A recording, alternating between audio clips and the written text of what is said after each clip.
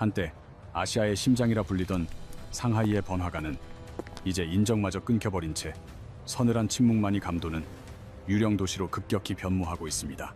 월세 400만 원을 호가하던 이 노른자 위 상권의 매장들은 이제 단돈 10만 원에 내놓아도 들어오려는 세입자가 전혀 없는 참혹한 실정입니다. 과거에 화려했던 경제적 명성이 99% 이상 증발해버린 이 풍경은 14억 인구의 거대 시장인 중국이 마주한 잔인한 진실을 상징합니다.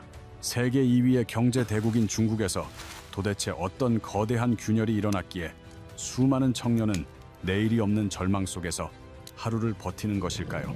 우리는 오늘 중국 경제의 몰락을 예고하는 7가지 결정적인 신호들을 분석하여 현재 벌어지는 구조적 위기의 실체를 낱낱이 파헤쳐 보겠습니다. 부동산 시장의 붕괴부터 청년 실업의 지옥, 빅테크의 대량 해고와 소비 절벽까지 이어지는 이 악순환의 고리들은 거대한 침몰의 전조입니다. 첫 번째 신호는 중국 경제의 가장 거대한 기둥인 부동산 시장의 붕괴이며, 이는 중국인들에게 단순한 재테크 실패 이상의 공포를 의미합니다. 중국 가정은 전체 자산 중 무려 70%에서 85%라는 절대적인 비중을 아파트 한 채에 쏟아부었기에 부동산의 침몰은 곧 파산을 뜻합니다. 베이징이나 상하이 같은 대도시를 벗어난 2선, 3선 도시들의 아파트 가격은 이미 고점 대비 평균 20% 이상 폭락하며 바닥을 뚫었습니다. 일부 지역은 자산 가치가 말 그대로 반토막이 났으며 평생을 바쳐 모은 노후 자금이 한순간에 연기처럼 사라지는 비극이 도처에 널렸습니다. 비록 통장 잔고의 숫자는 변하지 않았을지라도 실질적인 재산이 절반으로 줄어든 수억 명의 중산층은 이미 심각한 경제적 공황 상태에 빠졌습니다. 2025년 한 해 동안 부동산 개발 투자는 전년 대비 15.9% 급감했으며 새로 짓기 시작한 아파트 면적 또한 20% 넘게 줄어들었습니다. 중국 최대 개발 업체인 헝다가 무너진 이후 비구이 위안과 완커 같은 거대 공룡들마저 줄줄이 쓰러지며 부동산 도미노 붕괴가 현실화되고 있습니다. 중국 국내 총생산인 GDP의 4분의 1을 차지하는 부동산이 무너지는 것은 4층 건물의 1층 기둥이 통째로 뽑혀나가는 것과 같습니다. 중산층의 자산이 부동산 폭락과 함께 증발하는 현상은 단순히 시장 위기를 넘어 중국 경제 시스템의 뿌리를 뒤흔드는 치명적인 신호입니다. 두 번째 신호는 나라 절반이 백수라는 자주 섞인 목소리가 들릴 정도로 심각해진 청년 실업의 참혹하고도 잔인한 아비규환 현장입니다. 2025년 8월 기준 학생을 제외한 청년 실업률은 18.9%를 기록했으며, 이는 거리에 있는 청년 5명 중 1명은 무직입니다. 2025년 한 해에만 220만 명이라는 역대 최다 졸업생이 취업시장에 쏟아져 나왔지만 그들을 받아줄 일자리는 이미 자취를 감췄습니다. 200만 명의 참가자가 단 500만 개의 의자를 두고 경쟁하는 가혹한 게임에서 700만 명은 무조건 바닥에 주저앉아야만 하는 구조입니다. 명문 대학교를 졸업하고도 배달 기사 자리를 놓고 경쟁해야 하는 이 뒤틀린 현실 속에서 청년들의 희망은 이제 먼 나라 이야기가 되었습니다. 베이징 대학교의 한 교수는 공식 통계의 허점을 지적하며 실제 청년 실업률이 46.5%에 달할 수 있다는 충격적인 추정치를 내놓았습니다. 구직을 포기한 청년들과 부모에게 얹혀 사는 관거루족, 그리고 아르바이트로 연명하는 이들을 포함하면 청년 절반이 무직인 셈입니다. 세 번째 신호는 과거 중국 경제의 혁신을 상징하던 빅테크 기업들의 유례없는 대량 해고 사태가 벌어지고 있다는 점입니다. 알리바바나 바이두, 텐센트 같은 기업에 취업하는 것은 한때 인생의 성공을 보장하는 보증 수표와 같았으나 이제는 옛말이 되었습니다. 실제로 중국의 전자상거래 거물인 알리바바는 지난 2년 동안 무려 10만 명 이상의 직원을 감축하며 생존을 도모하고 있습니다. 바이두 역시 2025년 말 모든 부서에서 최소 10%에서 최대 40%에 달하는 인력을 줄이는 사상 최대 규모의 구조 조정을 단행했습니다. 가장 안전한 고소득 직종으로 여겨지던 IT 엔지니어들이 하루아침에 짐을 싸서 회사를 떠나야 하는 잔인한 현실이 반복되고 있습니다. 세계적인 PC 제조업체인 레노버 또한 예외는 아니었으며 대규모 엔지니어 감원을 통해 비용 절감에 박차를 가하고 있는 상황입니다. 과거에는 공장 노동자들이 해고의 주된 대상이었다면 이제는 고학력 화이트칼라 계층이 가장 먼저 일자리를 잃는 기현상이 벌어지고 있습니다. 이는 중국 정부가 독과점과 데이터 보안을 이유로 빅테크 기업들에 가한 강력한 규제와 사업 압박이 주요 원인으로 작용했습니다. 정부의 규제에 경기 침체까지 겹치면서 혁신을 주도하던 기업들의 실적은 돌이킬 수 없을 정도로 급격히 악화되었습니다. 바이두의 경우 온라인 광고 매출이 5분기 연속 하락하며 수익 모델 자체가 흔들리는 심각한 경영 위기에 봉착했습니다. 인재를 뽑아 미래에 투자하던 빅테크 기업들이 이제는 투자 대신 생존 모드로 전환하며 모든 지출을 극단적으로 줄이고 있습니다. 이는 마치 거대한 타이타닉호가 가라앉을 때 1등석 승객들마저 구명보트를 찾아 절규하며 뛰어다니는 비상 상황과 매우 흡사합니다. 네 번째 신호는 14억 인구의 거대 시장이라는 명성이 무색해질 정도로 얼어붙은 소비 절벽 현상이 본격화되고 있다는 사실입니다. 2025년 11월 중국의 소매 판매 성장률은 1.3%에 그치며 코로나 팬데믹 종식 이후 역대 최저 수준의 성장세를 기록했습니다. 이어지는 12월에는 성장률이 0.9%까지 추락하며 사실상 중국의 소비 성장이 완전히 멈춰버렸음을 통계로 증명해 보였습니다. 현장의 상황은 더욱 심각하여 2025년 한 해 동안 중국 전역에서 17연개가 넘는 오프라인 매장이 문을 닫고 사라졌습니다. 딤섬으로 유명한 딘타이펑 같은 세계적인 외식 브랜드들조차 견디지 못하고 중국 내 매장을 대거 철수하는 결정을 내렸습니다. 상하이의 핵심 상권조차 임대료가 99% 폭락했음에도 세입자가 나타나지 않는 현상은 장사 자체가 불가능한 현지의 고통을 대변합니다. 한때 세계 명품 시장의 큰 손으로 불리던 중국인들의 소비 행태는 이제 자취를 감췄으며 루이비통과 샤넬 매장 앞에 긴 줄은 옛 유물이 되었습니다.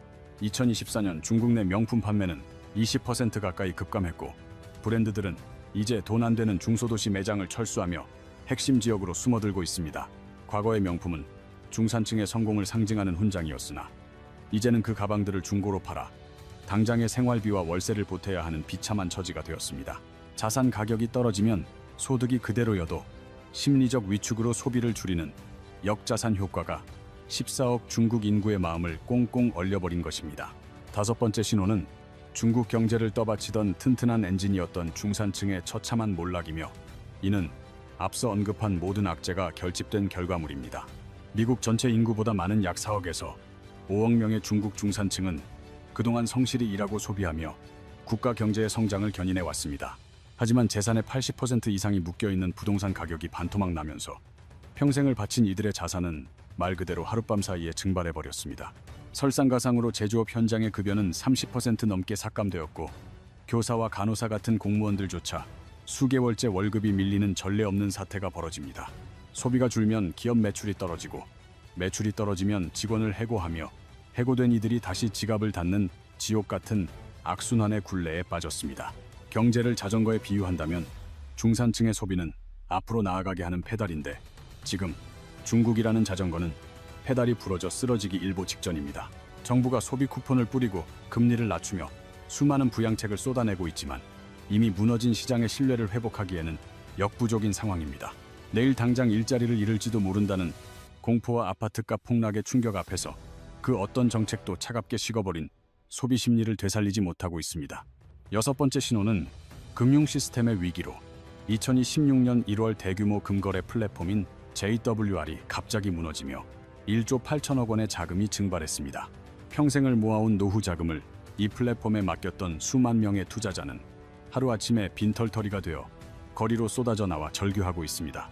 이번 사태는 빙산의 일각일 뿐이며 제도권 밖에서 은행처럼 운영되는 그림자 금융의 부실은 중국 금융 시스템 전체를 폭발 직전의 화약고로 만듭니다. 지방 정부들은 그동안 땅을 팔아 운영 자금을 마련해 왔으나 부동산 시장이 멈춰서면서 수입원이 완전히 차단되어 파산 위기에 직면했습니다. 지방 정부의 돈을 빌려준 지방 은행들이 연쇄적으로 휘청이고 있으며 이미 일부 지역에서는 예금 인출이 동결되는 뱅크런의 전조 현상이 나타났습니다. 내 돈을 은행에서 찾을 수 없다는 공포가 확산되면서 금융권에 대한 신뢰는 바닥으로 떨어졌고 이는 도미노처럼 시스템 전체를 무너뜨리고 있습니다. 2024년 말 기준 중국의 가계 부채는 90조 위안에 육박하며 빚을 갚을 능력이 없는 고위험 채무자가 성인 인구의 7%를 넘어섰습니다. 금융 시스템이라는 거미줄의 가닥들이 여기저기서 끊어지기 시작했으며 충격이 전달되는 속도는 정부의 통제 범위를 이미 벗어나고 있습니다. 일곱 번째 신호는 중국 사회 전반에 번지는 깊은 절망이며 요즘 가장 많이 회자되는 단어인 내권과 탕핑이 그 실체를 고스란히 드러냅니다. 내권은 다람쥐 10바퀴를 돌리듯 끝없이 경쟁하지만 그 누구도 앞으로 나아가지 못한 채 제자리에서 소진되는 가혹한 상태를 의미합니다. 파이가 더 이상 커지지 않는 정체된 경제 구조 속에서 모두가 더 열심히 공부하고 일해도 보상은 오히려 줄어드는 기형적인 경쟁이 반복됩니다. 이에 대한 청년들의 응답인 탕핑은 말 그대로 바닥에 드러눕는다는 뜻으로 더 이상 시스템의 착취와 경쟁에 응하지 않겠다는 처절한 선언입니다. 결혼과 출산, 내 집 마련이라는 사회적 기대를 완전히 포기하고 생존을 위한 최소한의 활동만을 유지하며 무력하게 하루를 버티는 청년들이 늘고 있습니다. 부모 세대는 고속 성장의 혜택을 누리며 성공할 수 있었으나 지금의 청년들은 아무리 노력해도 신분 상승이 불가능하다는 것을 뼈저리게 깨달았습니다. 시스템이 공정하지 않으니 차라리 게임판에서 내려오겠다는 이 무언의 저항은 중국 사회의 역동성을 뿌리째 앗아가는 가장 치명적인 독소입니다. 역대 최저치를 기록 중인 혼인율과 출산율은 단순히 인구의 문제를 넘어 일할 사람이 사라져 경제가 영구적으로 위축되는 파멸적 결과를 초래합니다. 중국 공산당의 권력 정당성은 눈부신 경제 성장에서 나왔기에 성장이 멈추고 삶이 팍팍해지는 지금의 현실은 정권의 가장 큰 위협이 됩니다. 자유를 제한하는 대신 풍요를 약속한다는 국가와 인민 사이의 묵시적 계약이 깨지면서 사회는 깊은 불신과 무기력의 답에 빠져들고 있습니다. 역사적으로 보면 이러한 징조들은 1990년대 일본이 겪었던 부동산 버블 붕괴와 경제적 쇠퇴의 길을 놀라울 정도로 빼닮아 있습니다. 자산 가격의 폭락과 소비 위축, 그리고 미래를 잃은 청년들이 나타나는 잃어버린 30년의 비극이 지금 중국 대륙에서 재현되고 있는 것입니다. 일본의 히키코모리나 사토리 세대처럼 중국의 탕핑 또한 희망이 거세된 사회 구조 속에서 탄생한 비극적인 자화상이라 할 수 있습니다. 그러나 중국은 일본과 결정적인 차이가 있는데, 일본은 버블이 터졌을 당시 이미 세계 최고 수준의 부를 축적한 선진국이었다는 사실입니다. 반면 중국은 1인당 GDP가 미국의 6분의 1 수준에 불과한 상태에서 부자가 되기도 전에 늙어버리는 이른바 중진국 함정에 빠져버렸습니다. 엎친 데 덮친 격으로 미국은 중국을 향해 고율의 관세를 부과하며 중국 경제의 마지막 생명줄과 같았던 수출 길마저 처절하게 가로막고 있습니다. 내수 시장은 얼어붙고 수출 시장마저 봉쇄되는 사면초가의 상황에서 중국 경제가 자력으로 일어설 수 있는 여력은 점점 고갈되어 가고 있습니다. 물론 전기차와 배터리, 태양광 같은 신산업에서 세계적인 경쟁력을 보유하고는 있지만 이들이 전체 경제를 구원하기에는 역부족입니다. 신산업이 뿌리를 내리기도 전에 부동산 붕괴와 실업 같은 현재의 고통이 훨씬 더 빠른 속도로 중국 경제의 숨통을 조여오고 있기 때문입니다.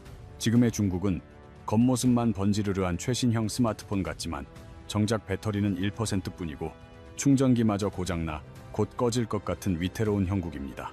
지금까지 살펴본 7가지의 결정적인 몰락 신호들은 중국 경제의 화려한 겉모습 뒤에 숨겨진 치명적인 구조적 균열을 명확하게 보여주고 있습니다.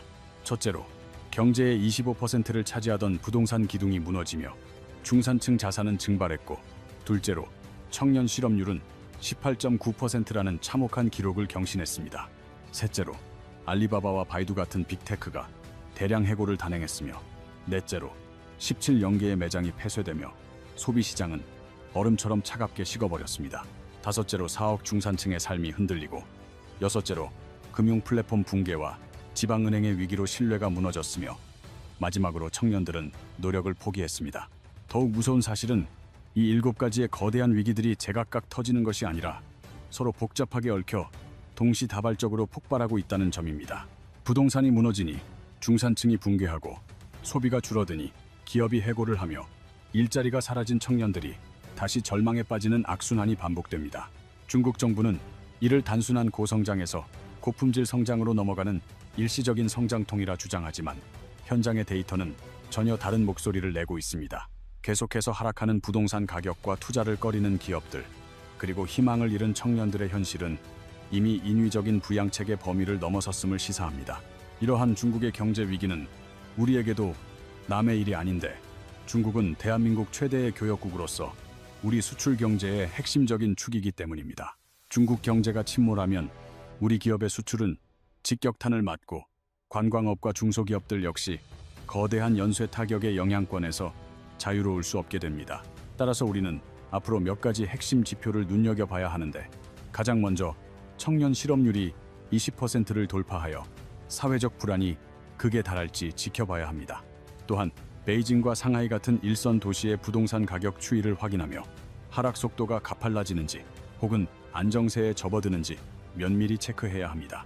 셋째로 소매 판매 성장률이 마이너스로 돌아서며 본격적인 경기 침체가 시작되는지, 넷째로 지방은행의 예금 인출 동결 사태가 빈번해지는지 확인해야 합니다.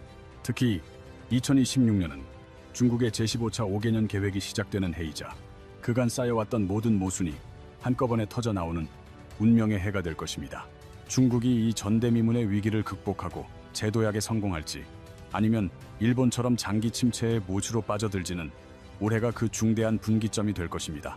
분명한 사실은 현재 중국에서 벌어지는 일들이 단순한 침체가 아니라 경제의 근간과 사회적 신뢰가 무너져 내리는 구조적 변화라는 점입니다. 청년들의 희망이 사라진 사회에서 경제 성장은 더 이상 지속될 수 없으며, 이러한 변화의 결과는 중국을 넘어 우리 모두에게 영향을 미칠 것입니다. 여러분은 현재 중국 경제의 위기를 어떻게 보고 계신가요? 정말로 무너질 것이라 생각하시나요? 아니면 정부가 어떻게든 극복해낼 것이라 보시나요? 소중한 의견을 댓글로 나누어 주시면 감사하겠으며, 이러한 경제 지표들을 꾸준히 추적하여 여러분께 신속하고 정확하게 전달해 드리도록 노력하겠습니다. 오늘 영상이 도움이 되셨다면 구독과 좋아요를 부탁드리며, 끝까지 시청해 주신 여러분께 진심으로 감사의 인사를 드립니다. 다음 시간에 뵙겠습니다.